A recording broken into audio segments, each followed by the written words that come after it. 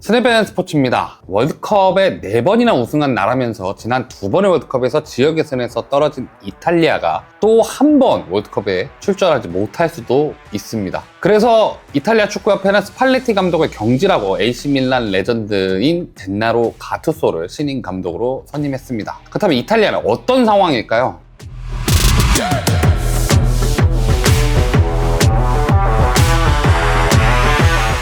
월드컵 유럽에서는 12개 조로 나뉘어서 각 조 1위 팀이 월드컵 본선에 직행을 하고 2위 팀은 플레이오프 토너먼트로 진출을 해서 나머지 4개의 진출팀을 정합니다. 따라서 가능하면 조 1위를 차지해서 월드컵에 직행하는 것이 가장 마음 편한 상황인 거죠. 그리고 조 2위를 한다 해도 24, 25 네이션스 리그 결과상에 본선 진출을 아직 결정 못한 상위 4팀이 각각의 4그룹으로 토너먼트를 진행해서 그 토너먼트의 승자 4팀이 본선에 진출하는 방식으로 결정되기 때문에 2위로 밀려나면 추가로 2경기를 더 치러야 월드컵에 갈 수 있습니다. 이번 예선에서 이탈리아는 톱시드를 받고 노르웨이, 이스라엘, 에스토니아, 몰도바와 I조에 배정이 되었습니다. 노르웨이가 엘링 홀란이라는 월드클래스 스트라이커와 아스날의 주장이자 10대 때부터 대표팀의 주장을 맡은 웨데고르가 버틴다고는 하지만 월드컵 본선에 나가본 게 20세기인 1998년이고 유로도 2000년이 마지막일 정도로 메이저 대회와 인연이 없습니다. 이스라엘도 월드컵 본선 경험이 있지만 그게 1970년이죠.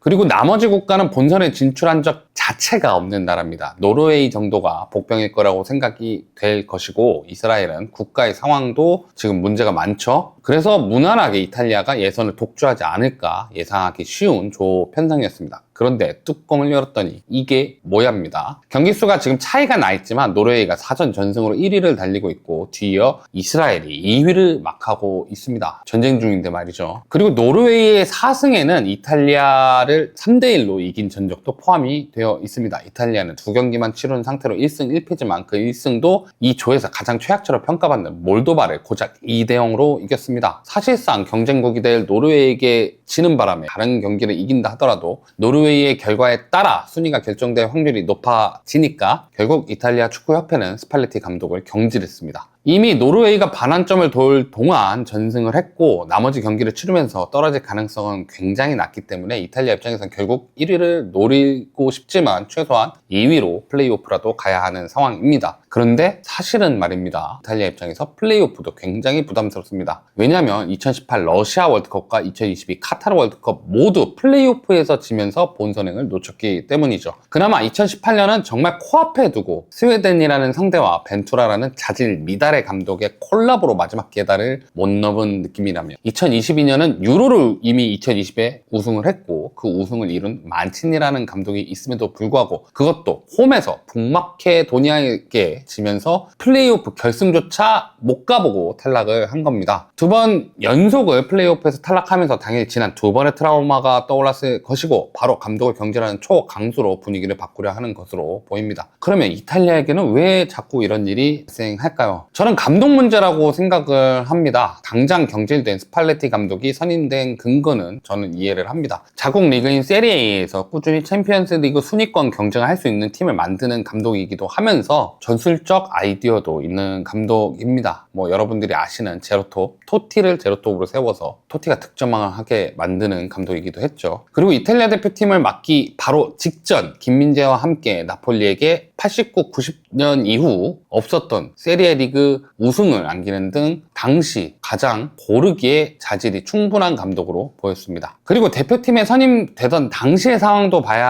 하는데 만치니 감독이 갑자기 자진 사임을 하고 사우디아라비아 감독으로 가면서 대표팀 감독 자리가 공석이 되었고 유로 2024 예선 일정이 코앞인 상황에서 선택할 수 있는 최선의 옵션이었습니다. 어찌 유로 본선은 갔고 16강에서 떨어졌지만 부족한 시간과 알바니아, 스페인, 크로아티아와 한 조였다는 죽음의 조로 이해를 받아서 생명 연장을 하긴 했죠. 근데 문제가 아예 없지는 않았습니다. 유로에서도 3백 수비 라인, 그러니까 이 이탈리아 대표팀 감독이 전전에 인터밀란을 이끌면서 3백 수비 라인을 썼고 그 3백 수비 라인이 유지되던 상황에 대표팀에서도 3백 수비 라인 포메이션을 쓰기로 하고 엔트리를 그에 맞춰서 구성을 했는데 본선에서 계속 포백을 쓴다거나 그리고 오른쪽 윙백이나 풀백을 보는 다르미안을 왼쪽에 세운다거나 그리고 무엇보다 이것도 비판을 많이 받았죠. 하위팀에서 이제 약간 아직까지 싹수를 보이는 파올로 말디니, 전설적인 파올로 말디니의 아들 다니엘 말디니를 발탁해서 기용하는 이해하기 힘든 선택을 하면서 비판을 받기도 했습니다. 그런 와중에 경기 직전까지 무실점을 하고 승리까지 챙긴 경기는 2023년 9월부터 딱 2경기, 몰타와의 4대0 유로 지역 예선과 벨기에와의 네이션스 리그 1대0 승리밖에 없는 만큼 꾸준히 실점을 하는 부분도 개선되지 않고 있었습니다. 근데 감독 문제는 여기서 끝이 아닙니다. 꽤나 오랜 역사가 쌓였습니다. 유로 2008에서 8강이라는 기대 이하의 성적을 거두니까 월드컵을 들어 올렸던 2006 월드컵 트로피를 들어 올린 명장 리피를 다시 데려왔고, 리피는 과거의 영광을 잊지 못한 채로 2006 월드컵 우승 멤버가 노장들이 됐음에도 불구하고 2010 남아공 월드컵에 대거 기용을 하면서 조별 예선 탈락을 했고요. 2014년엔 프란델리 감독을 선임해서 월드컵에 갔지만 잉글랜드만 이기는 기록을 남기고 또다시 조별 예선을 탈락을 합니다. 여기에 정점을 찍는 가장 최악은 벤투라입니다. 유벤투스 감독이던, 그리고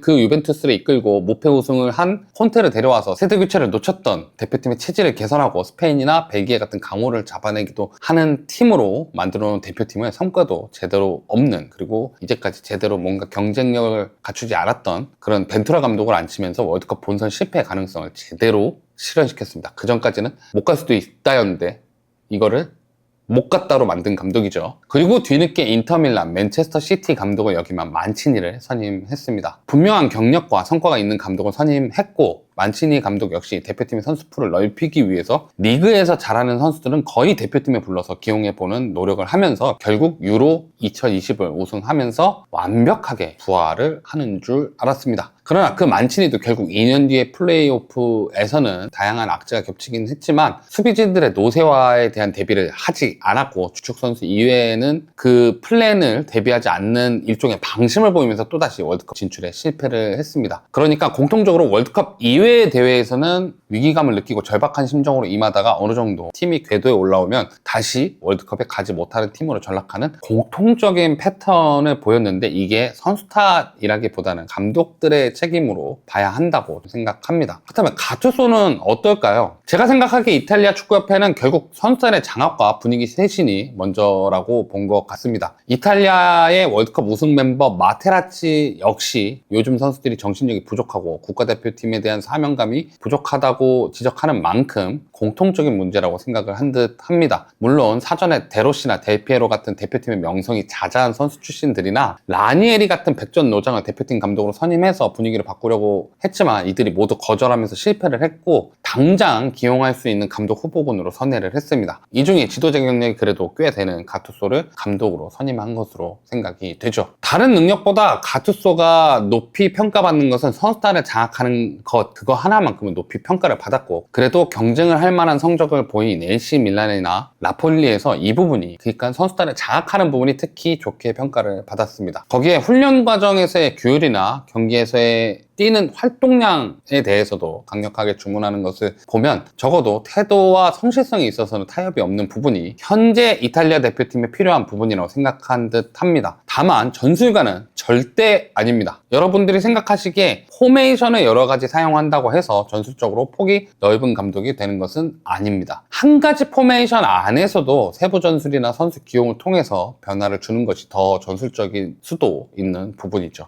이런 면에서 가투소는 전술적인 능력이 떨어집니다. 축구는 경기 안에서 다양한 약속이 이루어질 때 더 다채로운 공격이나 조직적인 수비가 이루어집니다. 그래서 과르디올라가 움직이는 동선까지 통제하는 이유가 이런 데에 있죠. 일단은 흐트러진 분위기를 수습하는 것이 먼저고, 나머지는 코칭 스태프들의 조력으로 함께 이겨내야 하는 과제가 남겨진 것입니다. 이탈리아 월드컵 마지막 승리가 2014년 월드컵 잉글랜드와의 경기입니다. 무려 11년 전의 경기가 이탈리아의 마지막 월드컵 승리가 되어버린 상황입니다. 이탈리아 결국 이 어려움을 이겨내고 월드컵에 진출할 수 있을지, 아니면 또 한 번의 월드컵 저주를 12년을 이어나갈지, 그리고 젠나로 가투소라는 말 많은 감독을 선택한 것이 결국 어떤 결과를 낳게 될까요? 지금까지 스레벤 스포츠 장동이었습니다.